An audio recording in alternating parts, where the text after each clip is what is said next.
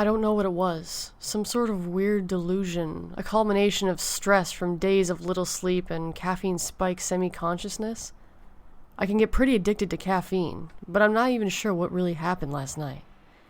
That moment when I left the conference building in Manhattan, I still remember everything.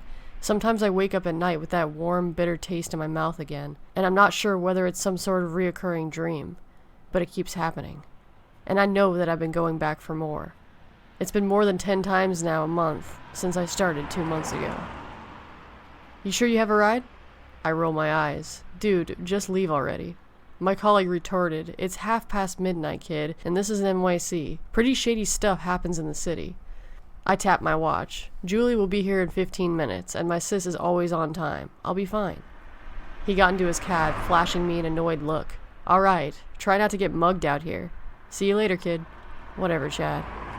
I watched his taxi maneuver around the parking lot and then screech down the street.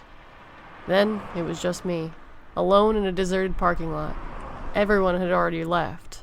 There weren't any public benches of any sort, and I soon got bored standing and waiting.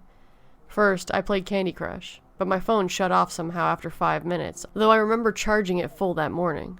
With nothing else to do, I started looking around. Just 10 feet away, I noticed a large blue and lime green vending machine that I hadn't seen before. Must have not paid attention, and thought that since there was nothing else to do, I'd waste $1 on some overpriced snack just to pass the time. Julie was taking a long freaking time to get here anyway. It was a really weirdly designed machine, with all these carnival lights and little kid button things like a clown-themed Nintendo game on crack. Like it was marketed to 6-year-olds who liked tie-dye and overdose on colors. Across the top, it read, "All new and improved universal beverage and snack machine," in large, bold capital font. On the right side, it looked normal, with a bunch of letter buttons and a coin slot and a place where you can get change from. There was a compartment that the cups and drinks probably came out of, and a push-in safety door thing you'd see on most vending machines. On the left, it got pretty confusing. What the heck did USAM stand for anyway? Or BRI, and CADA for that matter. It was just a weird menu list in varying colors and fonts, and there were columns and columns of stuff that I still have no idea what they meant. I'm guessing they all stood for some shit, and whoever designed the stupid machine just needed more space. Whoever designed the thing must have been a raging sociopath too, because everything was extremely overpriced. Apparently, USAM cost $21,000. I thought I'd miscounted the zeros or something, but I checked it a few times and that's exactly what it said. Is stuff seriously more expensive in the city, or has inflation suddenly gone up and I wasn't paying attention? RUSA was $10,000 as well. CINA was cheaper, about $1,000, and IDA was $500. I looked through the list and found one that I could actually pay for. KNYA, $5. I unfolded the paper bill from my wallet and shoved it up the dollar slot. The machine buzzed for a second, and then the screen blinked, flashing out, "Payment accepted." I pushed out the letter buttons to spell KNYA, and hesitated.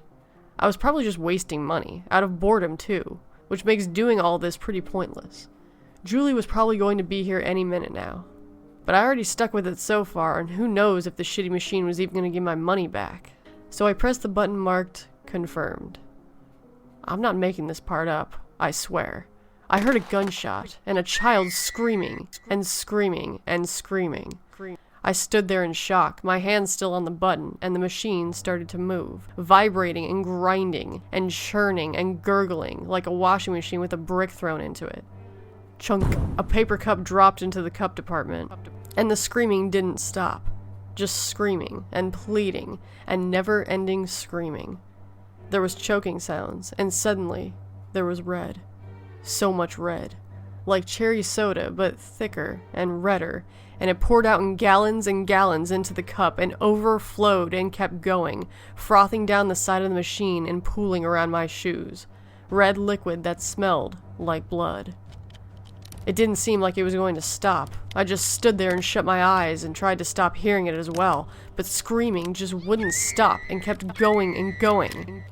There was a gushing sound, and then there was nothing but the trickling of the machine. Drip, drip, drip, drip. Then silence.